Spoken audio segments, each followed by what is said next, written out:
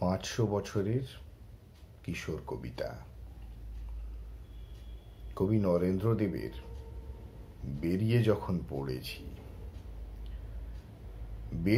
পড়েছি ভাই, থামলে তো আর চলবে না। হিমালয়ের বরফ যেন ঘামবে, তবু গলবে না।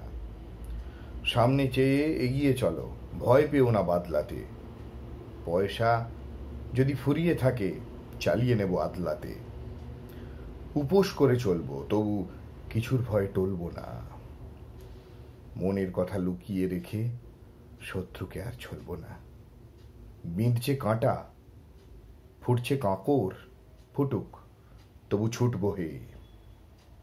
ইন্দ্রদেবের স্বর্গটাকে সবাই মিলে লুটবো হে।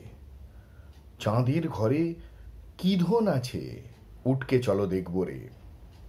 ধাক্কা দিয়ে তারায় তারায় সূর্যে গিয়ে ঠেকবো রে।